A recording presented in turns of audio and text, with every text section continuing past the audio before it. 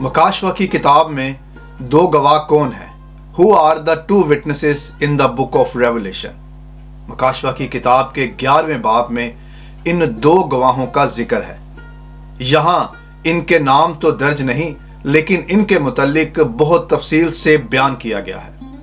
इल्हाम में, खासकर मकाशवाती सहाइफ में, जहां किसी का वाज़ेह नाम दर्ज नहीं, वहां कई सारी स्पेकुलेशन या क्यासराइयां होने लगती हैं। कलाम खुदा की तशरीह करते हुए ये एक फितरती अमल है जिससे मुफस्सिरीन गुजरते हैं और फिर वजाहत करते हुए इख्तलाफ भी होता है।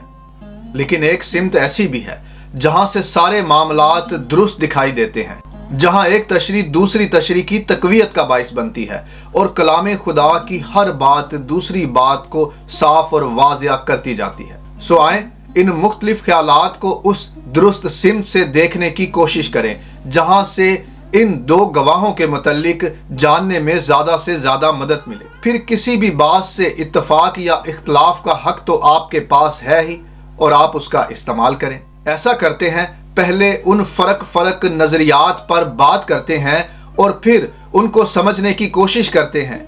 बात यूं हो रही है कि मकाशवा की किताब में दर्ज इन दो गवाहों के बारे में कई सारे ख्यालात पाए जाते हैं, जैसा कि फिगरेटिव इंटरप्रिटेशन करते हुए इन दो गवाहों को कलीसिया और कलीसियाई रहनुमाओं की अलामत बयान किया जाता है। यानी ये कलीसिया की मसीही लोगों की पाक जमात की बात हो रही है। अब ये कलीसिया दो गवाहों के तौर पर इस तरह से है कि कलीसिया के अंदर दो हिस्से हैं, आम लोग और क़यादत। इसमें एक और तशरीह भी की जाती है जिसमें बयान किया जाता है कि ये दो गवाह इब्तदाई कलीसिया हैं, जो खास यहूदी कौम से आने वाले वो लोग हैं जिन्होंने करीबन 3.5 सेंचुरी खुदावंद यीशु मसीह की गवाही देते हुए अपनी जानों का नजराना पेश किया है। मजीद इसमें एक और तजवीज़ है जो मकाशवा की किताब के दर्ज होने के बाद ही मसीहों में बड़ी मकबूल रही, जिस पर मसीही उलमा की कसरत का इत्तफाक भी है।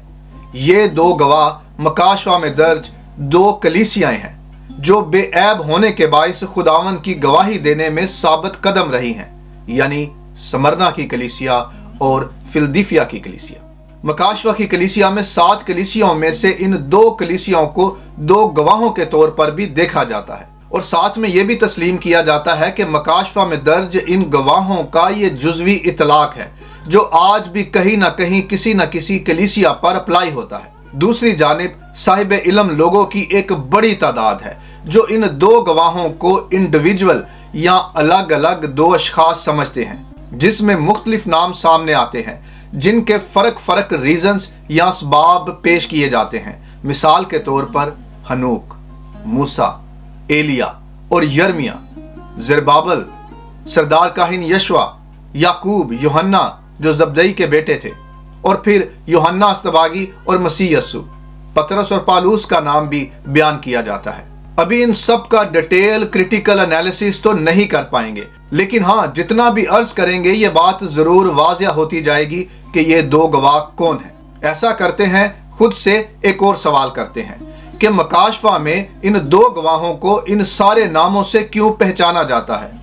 बहुत ही इख्तिसार से बयान करते हुए, बुजुर्ग हनूक और एलिया नबी का नाम इसलिए लिया जाता है क्योंकि ये दोनों जिंदा आसमान पर उठाए गए।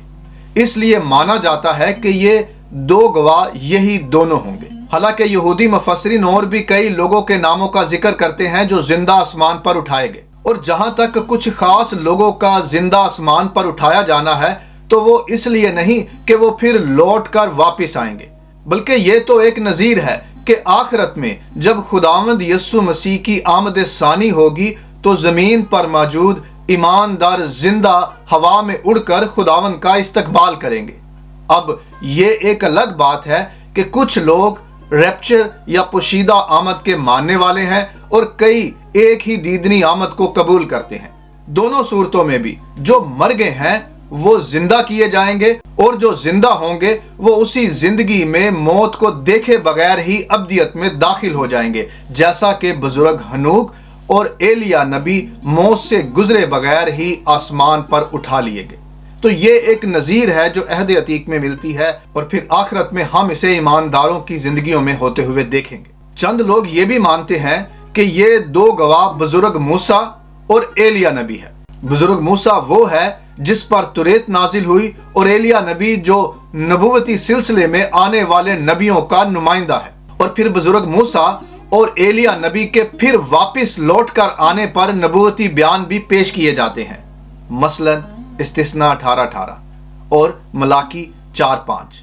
جبکہ ان بیانات کو غور سے دیکھے تو معلوم ہوتا ہے کہ استثناء میں درج بیان موسیٰ کے واپس آنے کے بارے میں نہیں، بلکہ اس کی مانند ایک اور نبی کی نبوت ہے جس کو مثل موسیٰ کہا جاتا ہے، اور اس کا کامل طور پر اطلاق بطور مسیحا پر یعنی خداوند یسوع مسیح پر ہوتا ہے۔ اور پھر ملاکی میں لکھی ہوئی نبوت ایلیا نبی کے دوبارہ آنے کے حوالے سے یوحنا اصطباغی پر پوری ہوتی ہے۔ دیکھیں اس بارے میں خداوند یسوع مسیح کا کیا کہنا ہے۔ لیکن میں تم سے کہتا ہوں کہ ایلیا تو آ چکا اور انہوں نے اسے نہیں پہچانا، بلکہ جو چاہا اس کے ساتھ کیا۔ تب شاگرد سمجھ گئے کہ اس نے ان سے یوحنا بپتسمہ دینے والے کی بابت کہا ہے۔ اسی انٹرپریٹیشن میں مزید یہ ہے کہ جیسے موسیٰ کے پاس اختیار تھا پانی کو خون بنانے کا، طرح طرح کی زمینی آفتوں کو لانے کا، ان دو گواہوں کے پاس بھی یہی اختیار ہے۔ اور پھر ایلیا نبی نے اپنے اختیار کو استعمال کرتے ہوئے بارش نہ برسنے دی۔ وہی قدرت یہ دو گواہ بھی رکھتے ہیں۔ اب سوال یہ ہے کہ اگر ان دو گواہوں کے پاس موسیٰ اور ایلیا جیسے اختیارات ہیں تو اس سے یہ نتیجہ کیسے نکال لیا جائے کہ وہی دونوں واپس لوٹ کر آ رہے ہیں؟ ایسا بھی تو ممکن ہے کہ یہ اختیار اور قدرت ایک مماثلت ہو۔ ان گواہوں کے پاس ایسے اختیار کی مطابقت کے سبب سے یہ مانا جاتا ہے کہ مکاشفہ میں جن دو گواہوں کا ذکر آیا ہے یہ بزرگ موسیٰ اور ایلیا نبی ہے۔ اور ان ساری باتوں کے ساتھ یہ شہادت بھی پیش کی جاتی ہے کہ جب خداوند یسوع مسیح پہاڑی پر جلالی صورت میں ظاہر ہوئے تب یہ دونوں وہاں آ موجود ہوئے، یعنی بزرگ موسیٰ اور ایلیا نبی۔ اور جہاں تک بات ہے یرمیہ نبی کی تو اس کا نام اس لیے خیال کیا جاتا ہے کیونکہ وہ ان نبیوں کی فہرست میں شامل ہے جن کے متعلق کہا جاتا ہے کہ وہ پھر لوٹ کر آئیں گے یا وہ اپنی خدمت کو ایک بار پھر زمین پر کریں گے۔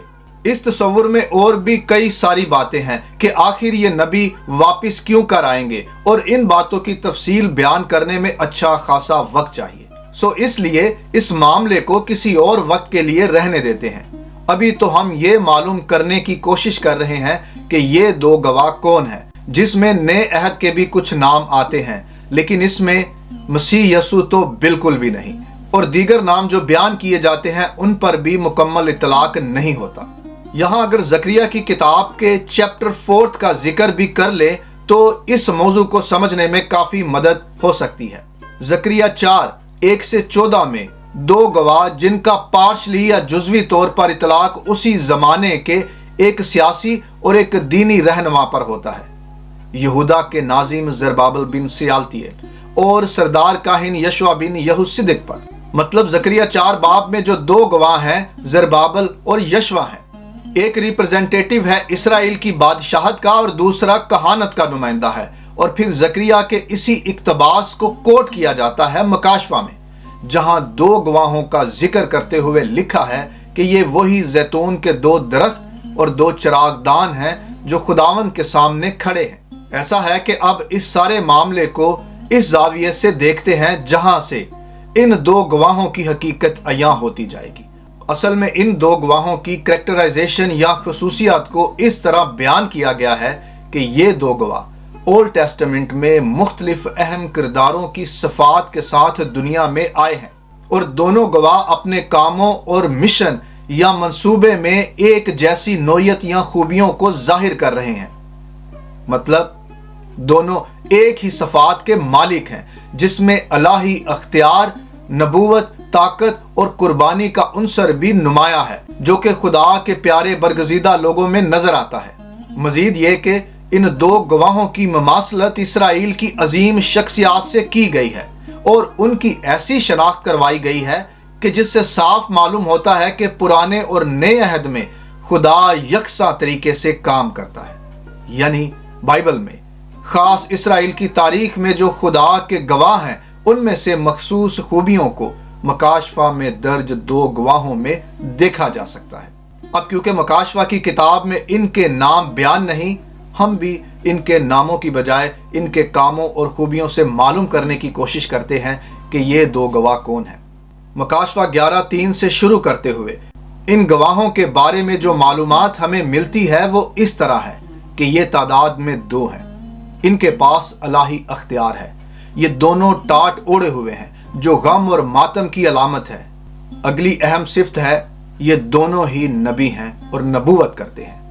اس سے ایک بات تو صاف ہوئی کہ نبوتی سلسلہ رہتی دنیا تک رہے گا۔ ان کی نبوت کے دن 1260 ہیں، 1260 ڈیز، جو 42 منتھ یعنی 42 مہینے بنتے ہیں، اور 3.5 ایئرز ہیں یعنی 3.5 سال، جو ڈبل کرنے سے 7 ایئر یا 7 سال کا عرصہ بنتا ہے، جو بڑی مصیبت کا دور کہلاتا ہے۔ علامتی طور پر یہ دونوں زیتون کے درخت ہیں اور 2 چراغ دان ہیں جن کا ذکر زکریا کے صحیفے میں ہوا ہے۔ یہ دونوں زمین کے خداوند کے سامنے کھڑے ہیں، یعنی خداوند کے سامنے جو رب العالمین ہے۔ گو کہ زمین کا خدا شیطان کو بھی کہا گیا ہے، لیکن یہاں یہوہ خدا کی بات ہے جو حقیقی اور سچا زمین کا خدا ہے، کیونکہ وہی کائنات کا خالق اور مالک ہے۔ پھر مزید دیکھیں تو کوئی ان 2 گواہوں کو نقصان پہنچانے کی کوشش کرے گا تو وہ اسی وقت مارا جائے گا۔ ان کے منہ سے آگ نکل کر ان کے دشمنوں کو ختم کر دے گی، یرمیہ نبی کی طرح۔ خداوند رب الفاظ یوں فرماتا ہے کہ دیکھ، میں اپنے کلام کو تیرے منہ میں آگ اور ان لوگوں کو لکڑی بناؤں گا اور وہ ان کو بھسم کر دے گی۔ ان کا دشمن جیسے ان پر وار کرے گا اسی طرح سے وہ خود مارا جائے گا۔ ان کو اختیار ہے کہ آسمان کو بند کر دیں، یعنی زمین پر بارش کو روک دیں، ایلیا نبی کے جیسے۔ وہ چاہیں تو اپنی خدمت کے دوران بارش کو روک دیں، اور جو پانی زمین پر ہوں گے انہیں خون بنا ڈالیں، اور یہ 2 گواہ جتنی دفعہ چاہیں زمین پر ہر طرح کی آفت لائیں۔ یہ بزرگ موسیٰ کی مانند پانی کو خون بنا سکتے ہیں اور خدا کے دیے ہوئے اختیار سے کسی بھی آفت کو نازل کر سکتے ہیں۔ ان کی خدمت پوری ہونے کے بعد حیوان ان کو مار ڈالے گا، یہ قتل ہو جائیں گے، اور پھر ان کی لاشیں اس بڑے شہر کے بازار میں پڑی رہیں گی جو روحانی اعتبار سے سدوم اور مصر کہلاتا ہے۔ تاریخ میں روم اور بابل بھی خدا کے گواہوں کو قتل کرتا رہا ہے۔ جس شہر میں یہ 2 گواہ آئیں گے اس کی نشانی کیا ہے؟ نشانی یہ ہے کہ ان کا خداوند بھی یہاں مصلوب ہوا تھا، یعنی یروشلم شہر کی بات ہے۔ ساری دنیا کے لوگ ان 2 گواہوں کی لاشوں کو 3.5 دن تک دیکھتے رہیں گے، یعنی ان کی لاشوں کی بے حرمتی یوں ہوگی کہ ان 2 گواہوں کی لاشوں کو قبر میں نہیں رکھنے دیا جائے گا۔ زمین کے رہنے والے ان کے مرنے سے خوشی منائیں گے، ان کی موت کا جشن منائیں گے، ایک دوسرے کو گفٹ شیئر کریں گے۔ اور پھر کیا ہوگا کہ 3.5 دن کے بعد خدا کی طرف سے ان میں زندگی کی روح داخل ہوگی، اور جس طرح سے مسیح یسوع تیسرے دن زندہ ہوا، یہ بھی موت کے بعد 3.5 دن کے بعد زندہ ہو جائیں گے، اور خداوند یسوع مسیح کی مانند یہ دونوں گواہ آسمان پر اٹھائے جائیں گے۔ ان تمام باتوں کی روشنی میں 2 دلائل کے ساتھ اس سارے موضوع کو کنکلوڈ کرتے ہیں کہ یہ مسیحی ایماندار ہیں۔ پہلی بات، ان کا خداوند مصلوب ہوا ہے، یعنی مسیح یسوع ان کا خداوند ہے۔ دوسری شہادت، ان کو گواہ وٹنسز کہا گیا ہے، جو خاص اصطلاح نئے عہد میں مسیح یسوع اپنے ماننے والوں کو عطا کرتا ہے۔ یقیناً مکاشفہ کے اس اقتباس کی مکمل تکمیل کا ایک وقت مقرر ہے، لیکن یہ بھی ظاہر ہو رہا ہے کہ یہ ہر زمانے کی بات ہے۔ خدا کے خاص خدمت گزار ہر زمانے میں اس کے گواہ بن کر زمین پر ظاہر ہوتے رہے ہیں، اور اسی تسلسل میں آخری وقت میں 2 گواہ آئیں گے۔ مکاشفہ کی کتاب میں آنے والے 2 گواہوں کے بارے میں ہم نے جو بھی عرض کیا ہے، اس پر آپ ان گواہوں کو کلیسیا کے طور پر دیکھیں یا انفرادی طور پر کلیسیا میں سے کوئی، یہ بات آپ کو طے کرنی ہے، لیکن اس بات کی اصل حقیقت مسیحی ایمانداروں سے ہے۔ شکریہ.